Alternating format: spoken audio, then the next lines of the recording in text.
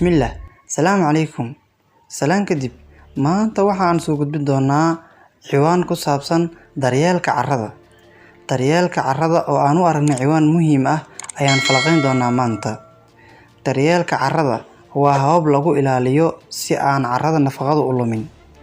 Ka hortagga nabaad guurka ayaa sidoo kale loo yaqaan daryeelka carrada. Nabaad guurka waxaa looga hortagi karaa hababkan soo socda. 1. Dhirayn. In wax la dhireeyo. Maxaan ula jeedaa halkaas? Beerista dhir iyo caws cusub ayaa loo yaqaan dhirayn. Dhirtu waxa aynu ka helnaa cunto. Haddii ay dhirtii dhimato, dhammaan noolaha oo dhami waa ay dhimanayaan. Sidaas darteed, marka geed la gooyo, waa in geed kale la beeraa. Ku beerista dhirta ee dhinacyada kuraha daadadku ka soo shumayaan ayaa ugu waxtar ama saameyn badan. 2. Dalagidis. Marka dalagga la goosto, inta midka kale la beerayo, beertu waa ay bannaan tahay oo wax dalag ahi kuma beerna. Xilligaas beeralaydu waxa ay ku beeri karaan caws ama dalagyo kale si ay uga hortagaan in carradu nabaad guurto. Dalagidisku waxa ay carradu u suurtagelinaysaa in ay soo ceshato macdantii ka luntay.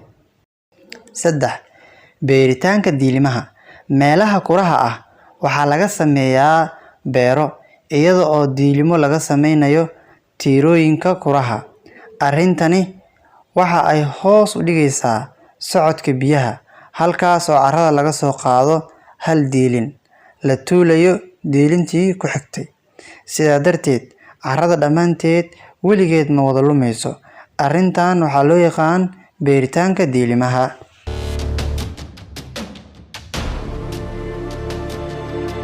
4.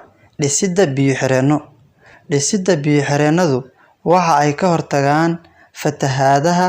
Fatahaaddu ma baabi'iso dalagyada oo keliya, laakiinse waxa ay sidaas oo kale qaadaa carrada sare ee nafaqada leh. Carro badan oo difaac ahaan loo dhigo dhinacyada webigu waxa ay beeraha ka difaaci karaan fatahaadaha. Difaacaasi waxa uu ka hortagaa xawaaraha sare ee socodka biyaha webiga iyo in daadadku qaadaan carro badan oo nafaqo leh.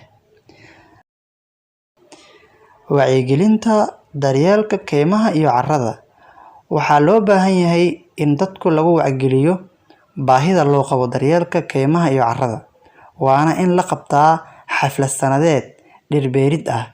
Xafladan oo kale waxaa Soomaaliya u asteysneed 17 Abriil oo ahayd maalinta dhirta Soomaaliya, oo dalka oo dhan dhir aad u fara badan laga beeri jiray. Intaas ayaan jeclaaday inaan ku soo gabagabeeyo ciwaankeena maanta. Waxaan rajaynayaa inaad ka hesheen ciwaankan. Fadlan haddii aad ka hesheen, like noo saar, subscribe, noona share garee asxaabtaada gaarsii.